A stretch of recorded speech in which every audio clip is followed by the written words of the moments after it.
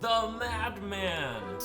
Welcome to another card review of the latest 6 cards revealed. Forest Guide, 4 mana, 1/6. At the end of your turn, both players draw a card. It appears that this is why Cold-Light Oracle died. We couldn't make Mildred too powerful now, could we? We've seen a few cards now that want to have Druid have a lot of cards in hand, so even though this is a symmetrical effect, if you're playing a hand Druid deck, you probably want the card more than the opponent does. So now we go back to the harsh reality, and it seems like, just off of the 3 hand Druid cards we've seen, that hand Druid is kind of like a free shaman, where all the cards are individually not very good, and then you combine them in order to make a not very good deck, but we've still got a bunch of Druid cards to see, I'm sure. Also, this is only 1 card at a time, which is a lot harder to mill your opponent on, rather than the burst of Cold-Light Oracle into Naturalize and all that. Hand Druid, I don't really see it yet. X-Crow, 4 mana, 3/3 mage card. Whenever you cast a spell, summon a random 2-cost minion. It's similar to Violet Teacher in the sense that it's whenever you cast a spell, something happens, namely you summon stuff. Average 2-cost minion tends to be like a 2/2 with upside, so that's twice as good as Violet Teacher, pretty much. It's one of those cards where if it's not answered immediately, it gets really insane. If you even just cast 1 spell, then the card is decent, because it's a 4 mana 3/3, which comes with a random 2-cost minion, which you can consider a 2/2 with upside, so it's a 4 mana 5/5 plus. There's a bit of variance in your 2 drops. You can get the Millhouse, you can get the Doomsayer. The Doomsayer isn't great. You gotta be willing to blow up every once in a while for true greatness, and I think this can see the value. Next up, Rogue Spell. Wanted! 4 mana, deal 3 damage to a minion. If that kills it, add a coin to your hand. So, I saw this post on Reddit about how jnZaneHD Auctioneer was really warping card design for Rogue, and this is a pretty clear example. So that's why it's 4 mana, I guess. Hammer of Wrath sees absolutely no play. Granted, for Rogue, specifically in the case where you have a jnZaneHD Auctioneer, coin is better than a card, but boy is that really warping the sense of this card. It just goes to show you, like especially compared to Flanking Strike, do you want to have a coin or a 3/3 out on the board? How you fallen, Rogue, where before you could get a coin for 4 mana 5/4. So it seems really bad. I like that rogues keep getting coin flavors, I guess, but boy does this seem overcosted.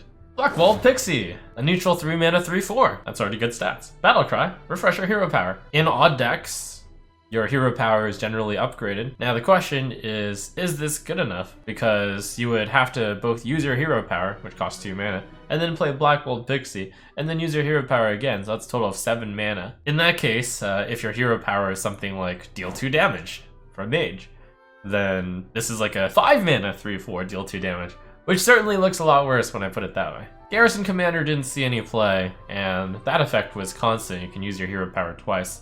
So refreshing your hero power once doesn't seem very exciting. It clearly doesn't suck, but it may not make the competitive cut. Next up, Scaleworm, 4 mana 4/4. Battlecry, if you're holding a dragon, gain +1 attack and rush. Now the main problem is there's not that much dragon support out there at the moment. A lot of good dragons have rotated out of dragon decks, such as another Spite Historian, not a dragon but gets a dragon, and Draconid Operative. But even so, I think if this set just has any decent dragons in it to replace Draconid Operative, and it doesn't have to be as good as Draconid Operative, just a dragon that's decent, then Spiteful Priest will find a way to put this 4 mana 5/4 rush, not a spell, in there, so it can be used as a removal. I think this card can be compared with Blackwing Corruptor, which is a really good card in any dragon deck. So this card deals 5 damage, but usually doesn't end up as a 5/4, like almost never. And it's like but it's 1 mana less, so it's like a